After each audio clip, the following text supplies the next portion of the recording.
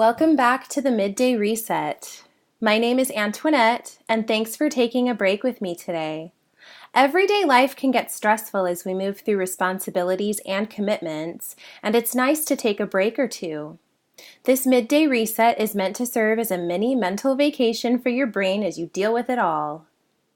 Let's start by clearing our space with a nice deep breath in and out. Once more, in and out. One more time, in and out. I want to talk to you today about the past, your past. And no, I'm not trying to come for you in a podcast. I am a proponent of facing forward, but that's not to say that there isn't some value in looking back. We've discussed in a previous episode on celebrating small victories how looking back can help you to see how far you've come as you consider your progress in something. Looking back can also be therapeutic in that it allows us the chance to gain some closure on certain events. It lets us reconsider how things went in the past and can sometimes help clue us in on what we could have done to create a different outcome. The past can also be a reminder of who we are as we consider our identities. I have had my own adventure in turning back to shake hands with who I once was, and from that experience, I want to share some insights in case you too find things that you wish to settle. And just a side note here, the settling that I am referring to does not have to do with setting records straight or reigniting a conflict for the purpose of proving that you were right. Settling in this context has to do with you as the individual. This is a gift you can give yourself by releasing negative emotion and bad energy around a certain situation, person, or occurrence. The only thing that matters as you settle is that you have found a positive and healthy resolution for yourself emotionally and spiritually. I also want to mention that we shouldn't live in the past by any means.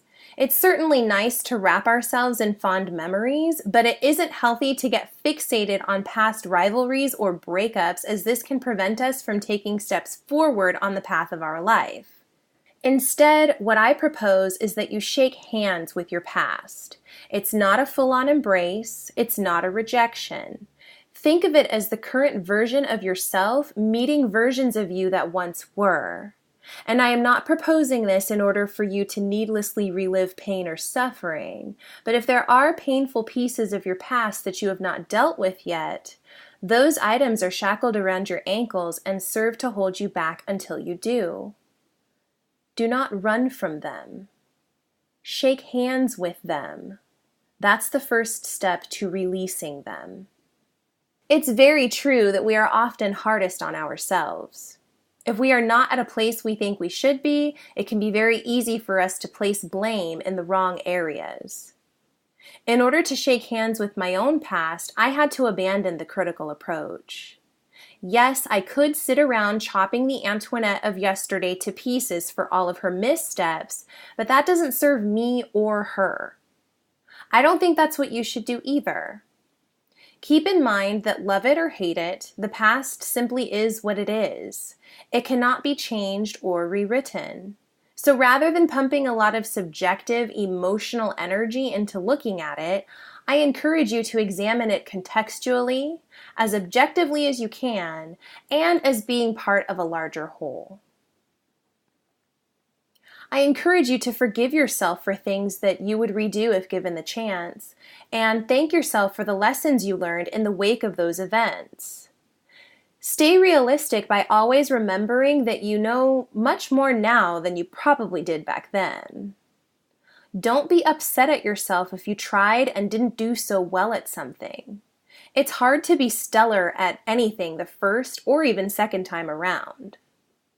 And keep in mind that the person you are today is a reflection of who you once were. It is the result of all of your steps, even your missteps. And in this way, I don't think it's possible to completely turn away from your past, especially if you're in a place currently that makes you happy.